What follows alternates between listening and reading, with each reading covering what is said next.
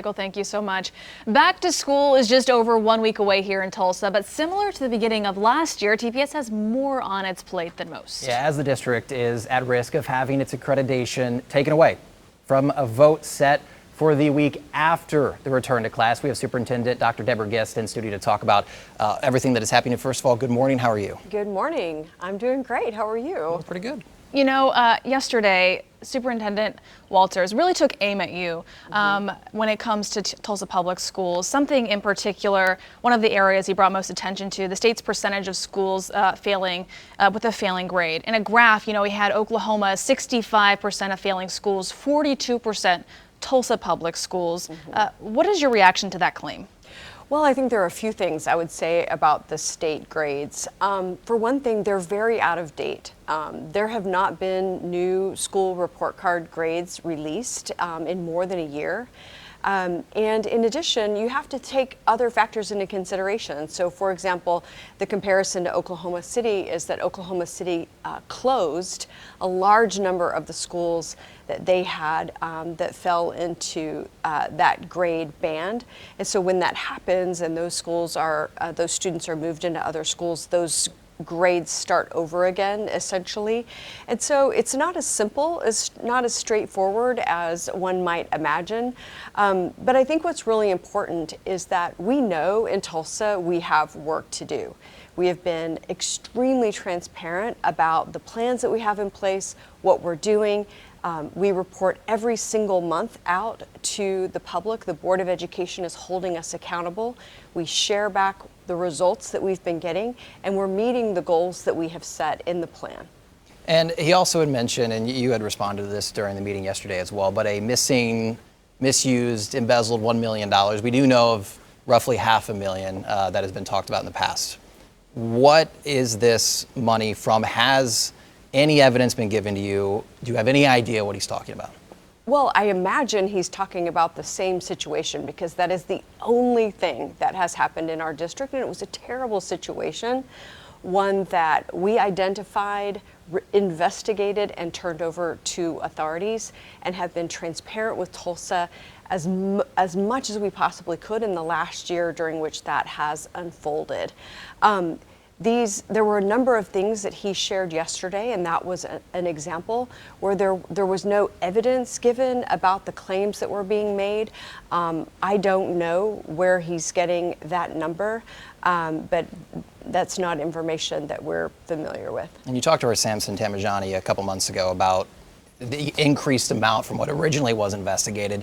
You've investigated, you said this is the number that we know was involved in this, and there's no more from TPS that you know about, correct?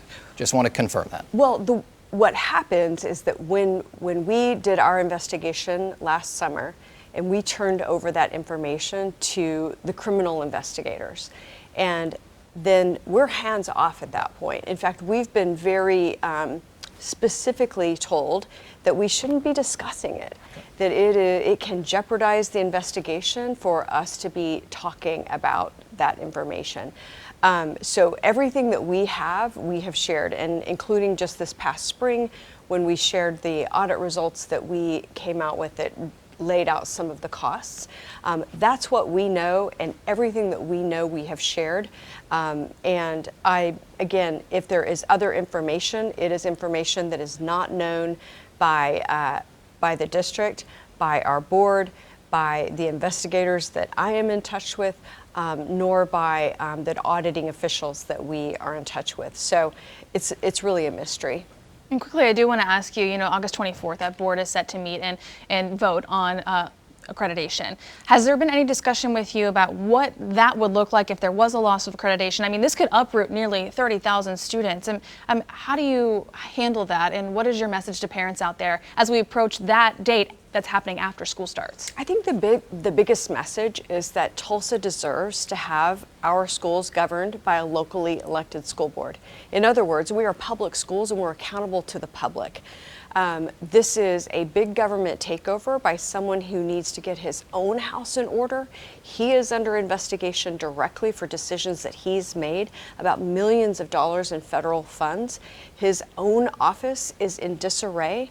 And so the idea that his emphasis is on one district in the state instead of on the state as a whole, whose performance needs to improve, his agency needs to improve, he's got to get his own stuff in order. This big government takeover is not good for Oklahoma, and it's definitely not good for Tulsa. And you had also mentioned how you had a meeting with him recently, and the embezzlement money had come up as well. But he has sent out a statement last night, his office did, saying that he wants to work to make TPS better with TPS leadership. Do you plan any future conversations with him?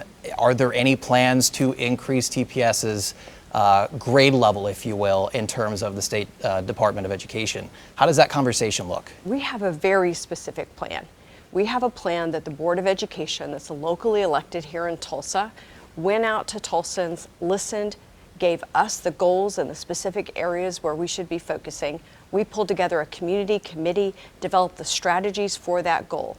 Those plans and all the implementation that we've been doing have been transparently shared with Tulsa as we've gone through the implementation. Our results are being tracked. So we have a plan. Where there's not a plan is for the state of Oklahoma. We are in the bottom of the country in terms of performance, and we need leadership at our state to be focused on what are we going to do about that. All right, Dr. Gist, thank you so much for joining us here this morning. We'll go ahead and send it over to